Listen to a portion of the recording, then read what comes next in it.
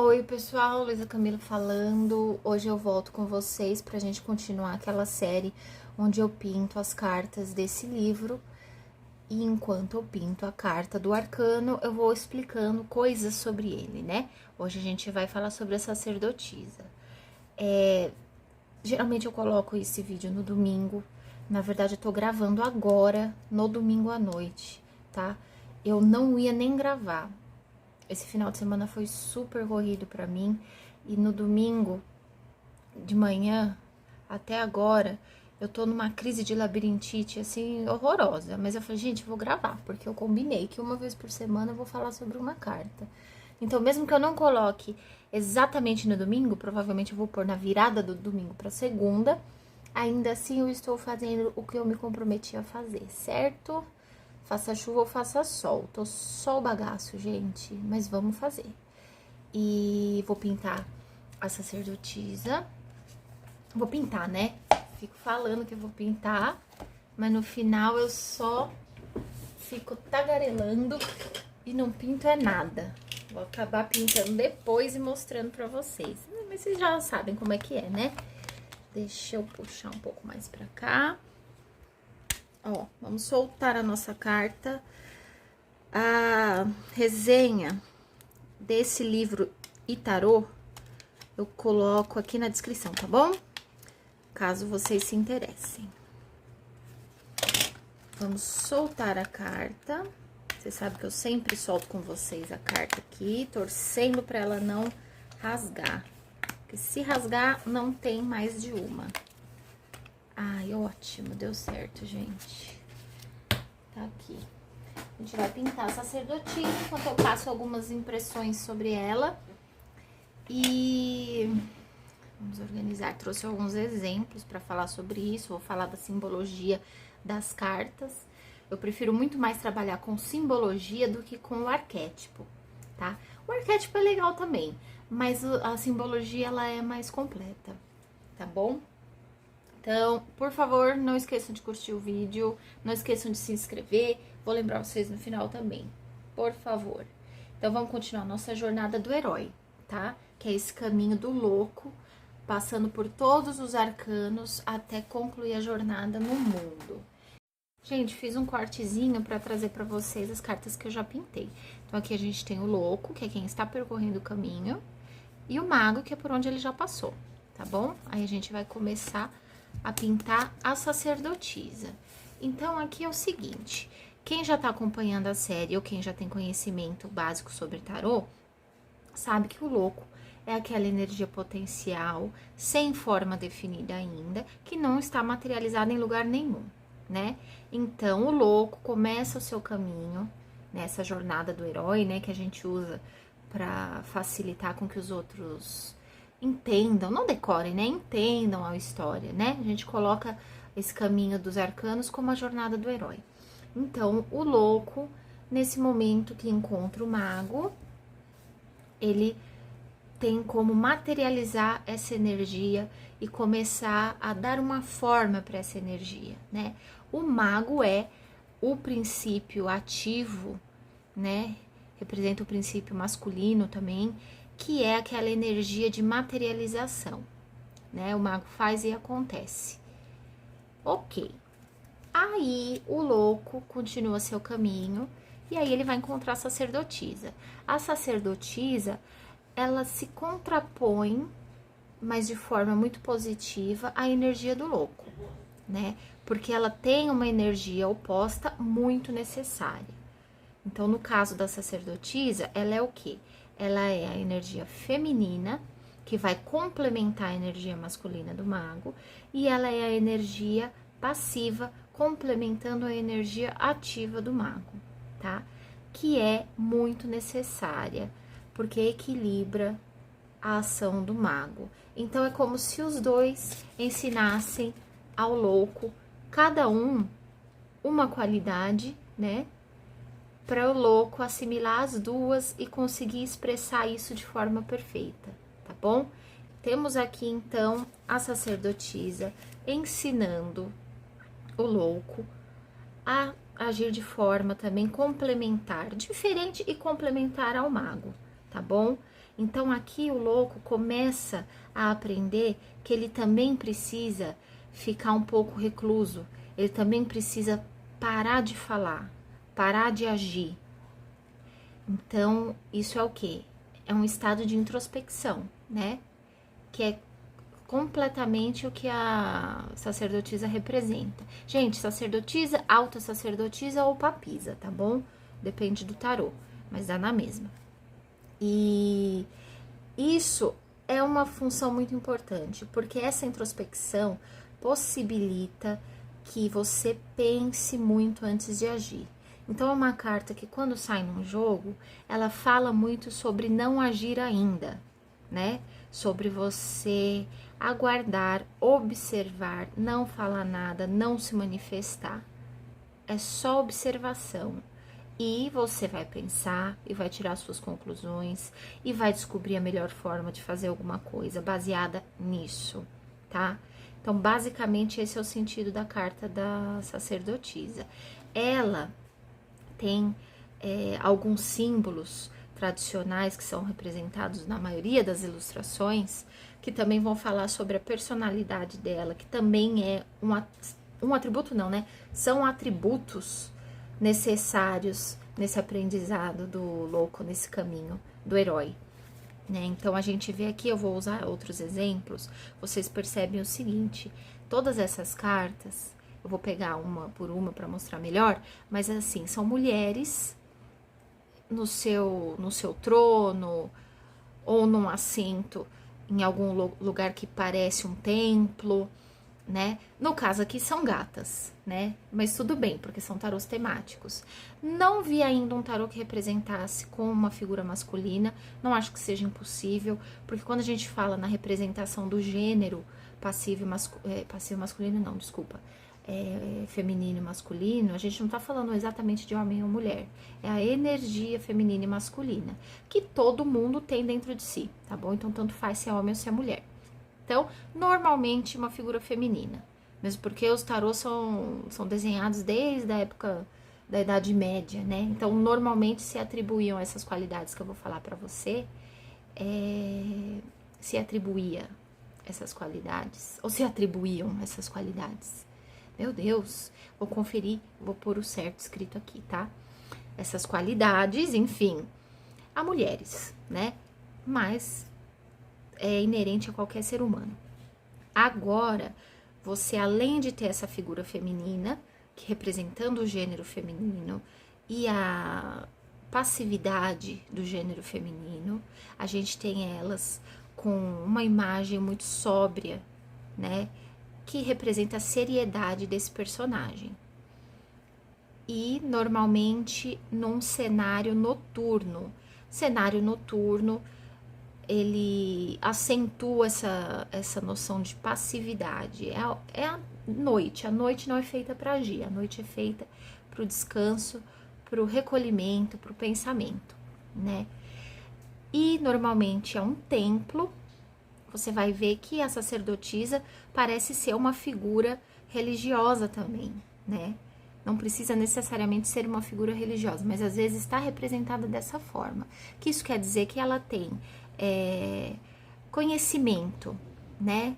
Os religiosos na época medieval, né, na Idade Média, eles tinham muito conhecimento, né? Não era todo mundo que tinha acesso à informação naquela época. E o fato de você ser da igreja te dava acesso a uma biblioteca muito grande, né? Um acervo muito grande de conteúdo, não só relacionado à religião, mas também a todas as áreas, né? Então, ser da igreja já era um sinônimo de ter conhecimento.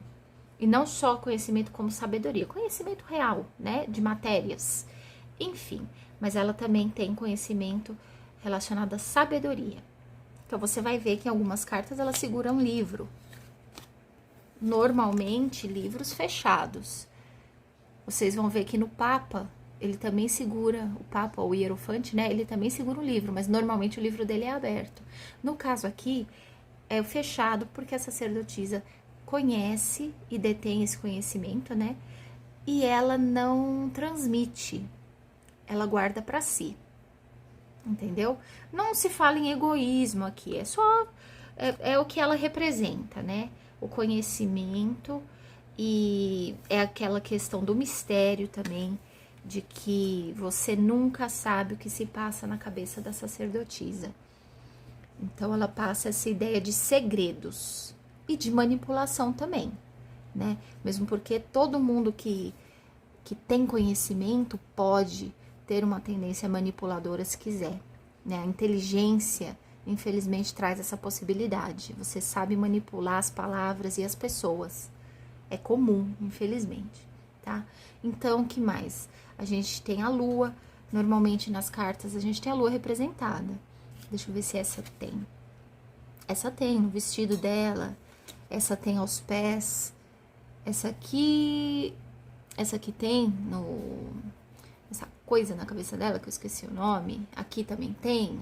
Aqui também tem na cabeça da sacerdotisa desse tarô.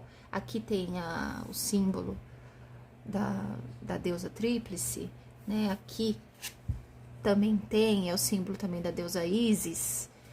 Então, a lua também quer dizer essa questão da intuição. Não é só introspecção e conhecimento, também envolve intuição. Então, quando sai essa carta, você também sabe que é uma carta que te remete a você recorrer para a sua intuição, entendeu? Na decisão. Normalmente é isso. E, que mais? A gente tem também algumas cartas que colocam as vestes dessa sacerdotisa parecendo água fluida, né?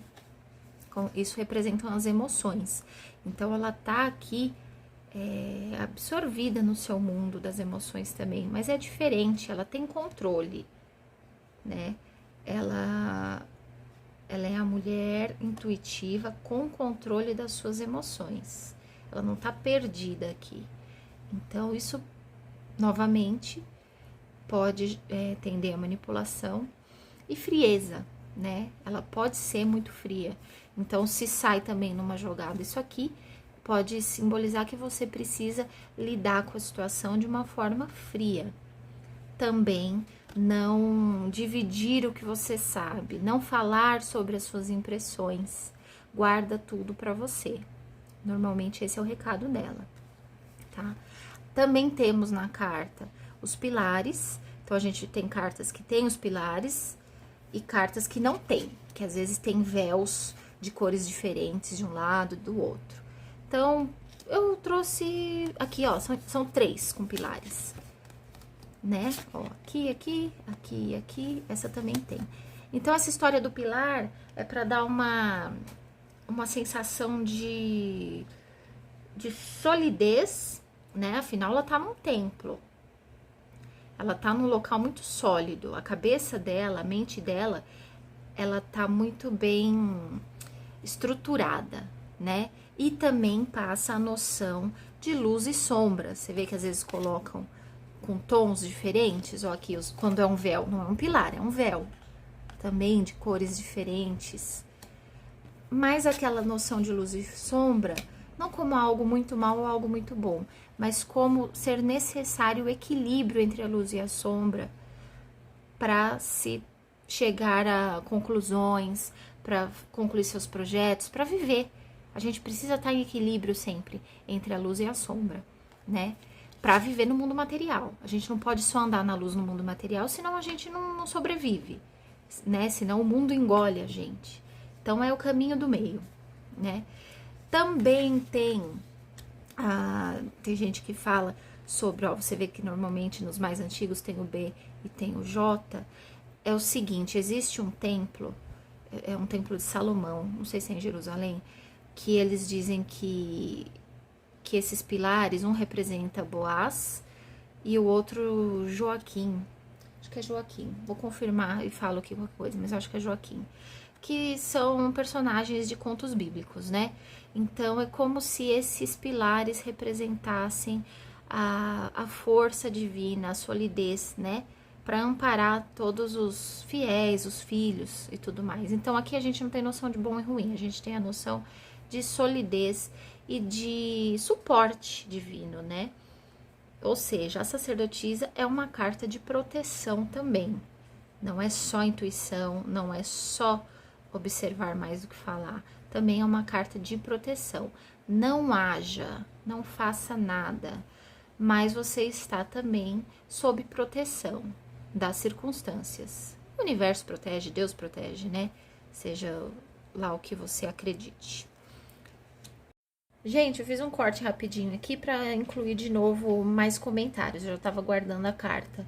Aqui também tem a noção de Beelzebu e Josué, passando a noção de luz e sombra, tá? Quando era Boaz, né, e Joaquim, não sei a pronúncia certinha do nome, era a noção de proteção, né, e solidez. Aqui já é a noção de luz e sombra, se você levar para o lado de Beelzebu e Josué, tá? Mais tarde, nos tarôs que foram surgindo, não se coloca mais a letra, né? Tem gente que coloca, tem gente que não coloca. Normalmente não colocam, só colocam as cores, para ter essa noção de luz e sombra, tá? Outra coisa que eu queria falar, que eu esqueci, é da romã. A romã também, às vezes, está representada. Muitas das vezes, a romã está representada aqui. Em vários tarôs eu já vi.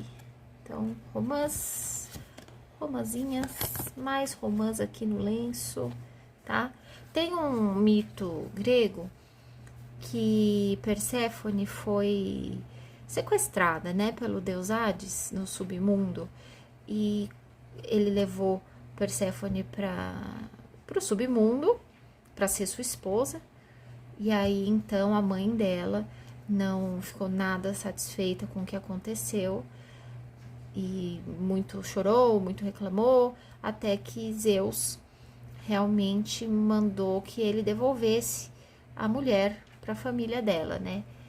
E na verdade, para a família não, para a mãe, que é uma deusa, acho que é Artemis. Vou conferir, põe se é isso aqui, mas acho que é Artemis. E aí devolver para a mãe, porque a mãe estava muito mal e a mãe controlava o ritmo todo da natureza. Então a natureza estava toda bagunçada também por causa disso. E aí Hades disse que só devolveria a mulher se ela não tivesse comido nada que existia lá no submundo.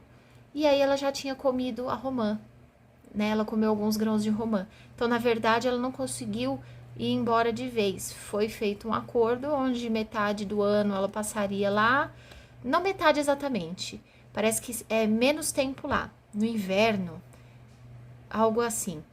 Ela passaria lá, outono, inverno, ou só o inverno, no submundo, e o restante do tempo ela passaria com a mãe na superfície. Então, passa também aquela noção de ser o fruto que leva a gente para o submundo, e o submundo é o mundo das ideias e das emoções, né? O nosso subconsciente. Então é isso. Agora eu vou continuar o vídeo do jeito que tava. Às vezes ela tá com os olhos fechados, simbolizando que ela tá muito muito absorvida realmente dentro da sua mente, dos seus pensamentos, né, das suas emoções e de todo esse conhecimento que ela tem pensando sobre isso, sempre analisando de forma fria e lógica, né? Deixa eu ver. Gente, acho que é isso por enquanto. Eu vou pintar essa carta e vou mostrar pra vocês aqui em algum cantinho como ela está. Acho que eu passei as ideias que eu tinha que passar em tempo recorde pra mim, né? Que sou tagarela pra caramba. Vou pintar a carta. Se eu lembrar de mais alguma coisa, eu falo pra vocês e vou mostrar a cartinha aqui no cantinho, tá bom? Não esqueçam de curtir, não esqueçam de compartilhar, de se inscrever, de me seguir no Instagram, de me seguir no TikTok. Por favor, me deem essa força, tá? Pra eu continuar aqui com vocês, sempre trazendo conteúdo. Tem muita coisa legal pra vocês darem uma olhada. Peço desculpas se eu tô um pouco confusa hoje aqui. É que a minha cabeça tá doendo tanto, gente. Eu tô tão zonza das ideias, mas eu queria muito cumprir com o meu compromisso. E acho que apesar de ter me embananado um pouco aqui e ali, eu consegui passar a ideia básica pra vocês, tá bom? Então, muito obrigada por ficarem até aqui comigo e tchau!